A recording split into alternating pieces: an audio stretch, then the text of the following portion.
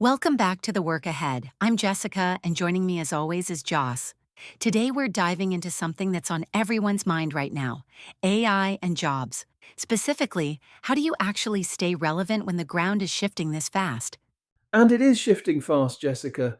But here's the thing that jumped out at me when I was going through the latest research. The gap between the headlines and the reality is enormous.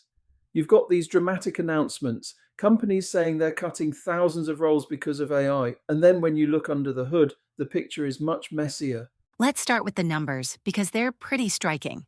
Challenger, Gray, and Christmas tracked about 55,000 AI attributed layoffs in the US in 2025. That sounds huge. But researchers estimate the real number of jobs displaced or simply never refilled could be 200 to 300,000. So the official count is maybe a quarter of the actual impact. Right, and on the other side, you've got projections in the millions. The World Economic Forum says 92 million jobs displaced by 2030, but also 170 million new ones created, a net gain of 78 million.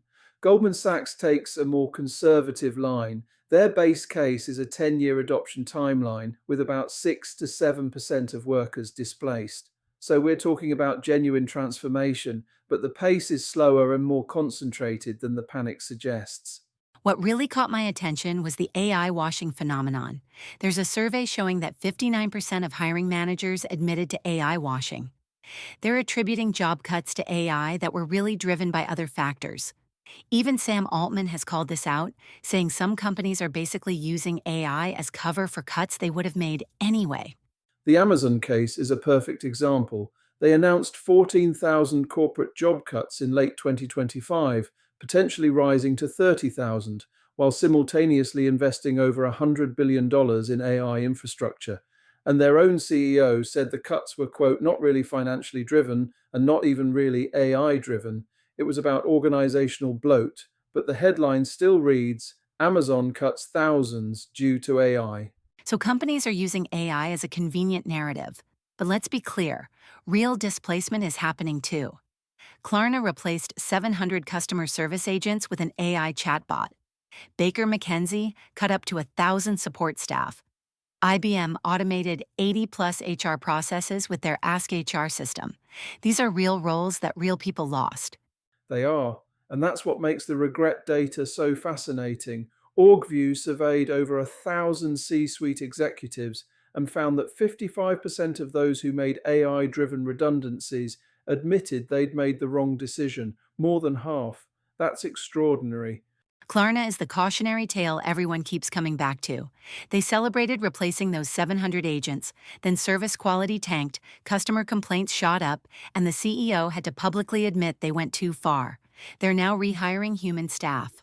Gartner predicts that by 2027, half of companies that cut customer service staff due to AI will rehire for similar roles.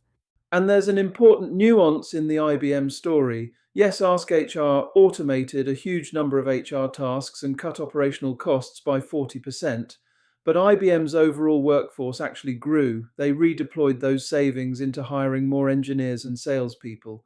So the lesson isn't that AI can't automate tasks. It clearly can. The lesson is that the smartest approach is redeployment, not elimination. Let's talk about something that doesn't get enough attention: the invisible displacement. It's not just about layoffs, it's about the jobs that quietly disappear when someone leaves and no replacement is ever hired.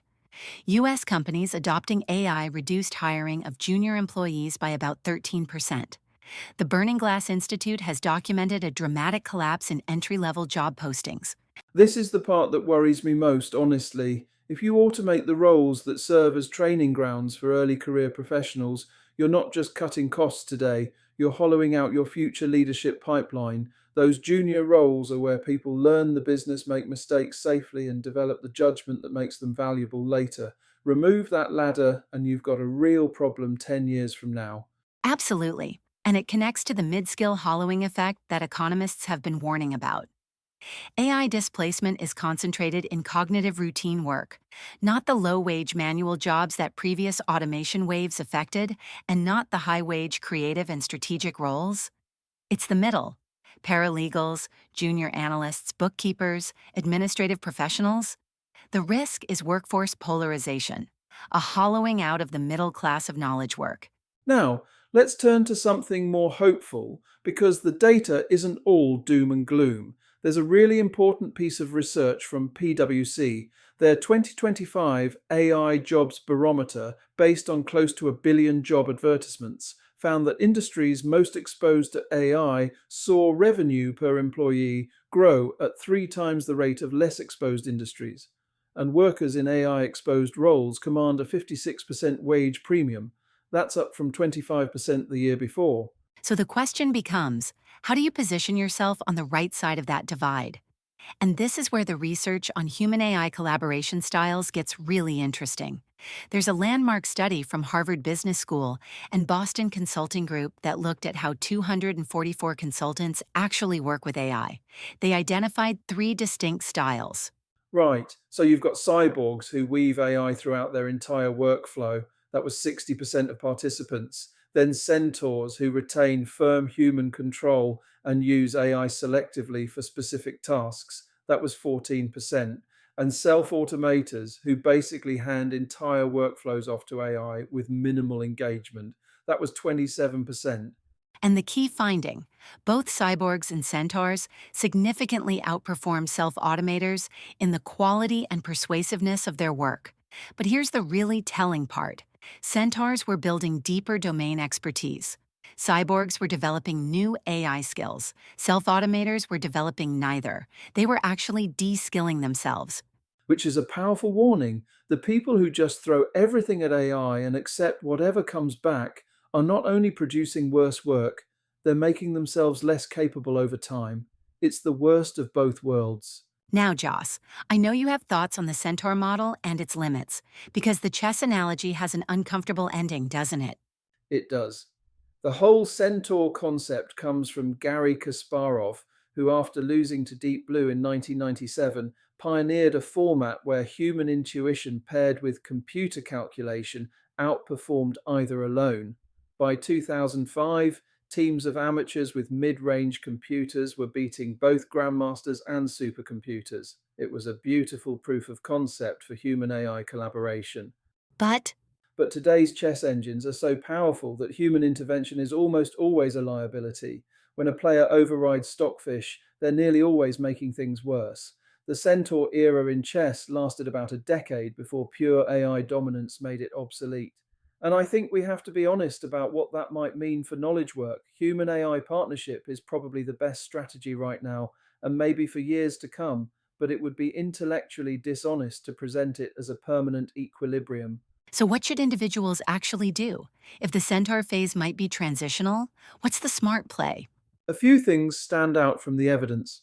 First, build genuine AI fluency. Forrester found that only 16% of workers had high AI intelligence in 2025. That's projected to reach just 25% in 2026, and only 23% of organizations even offered prompt engineering training. So the bar is still low, which means getting good at this now gives you a real advantage. Second, invest in skills that compound with AI rather than compete with it. The World Economic Forum identifies analytical thinking, resilience, flexibility, leadership, and curiosity as the most valuable competencies. These are all things that become more valuable as AI handles the routine cognitive work because they govern the human capacity to frame problems, interpret context, and make judgment calls. And third, move upstream toward problem framing. As AI handles more execution level tasks, the highest value human contribution shifts toward defining what problems to solve, why they matter, and for whom. The people who will thrive are the ones who can look at a situation and say, here's the real question we should be asking. For organizations, the evidence is equally clear. PwC's data shows the 3 times revenue growth comes from making people more productive, not from replacing them. The companies achieving the best outcomes are investing in human capability alongside technology. BCG found that 60% of companies saw minimal value from AI despite substantial investment, and the 5% who did well had the most ambitious upskilling programs. There's also a really important NBER study that deserves more attention. Customer support agents using an AI tool saw productivity gains of 14% on average, but for the least experienced workers, the gains were 35%. An agent with just 2 months tenure working with AI performed as well as one with 6 months tenure without it. So AI can be a powerful equalizer, compressing the learning curve for new employees rather than replacing them. Which brings us to why this is fundamentally a coaching challenge, not just a training challenge. You can teach someone prompt engineering in a workshop, but the deeper work, helping a mid career professional reframe their identity when their expertise feels devalued, helping a leader distinguish between evidence based strategy and vendor hype, building the confidence to engage with AI rather than fear it, that requires sustained, personalized human support. And the data backs that up. The 55% regret rate among leaders who made AI driven redundancies isn't a training problem, it's a thinking problem. Those leaders needed someone to push back, to ask whether the AI capabilities they were betting on actually existed, to help them separate what AI can demonstrably do from what it might one day do. Before we wrap up, there are a couple of blind spots we should flag. The geographic unevenness is stark. The IMF finds that 60% of jobs in advanced economies are exposed to AI, versus just 26% in low income countries. That might sound protective for poorer nations, but the IMF warns they risk falling further behind if they can't harness AI, widening global inequality. And the regulation vacuum is real. The most significant US response so far is the AI related Job Impacts Clarity Act, which would require companies to report AI related job changes to the Department of Labor. But it hasn't been enacted yet, and the global landscape is fragmented. We're in a period where technology is moving faster than the rules that govern it, and that puts extra responsibility on leaders to act ethically rather than waiting to be told what to do. So let's land this. What are the 5 big takeaways? 1.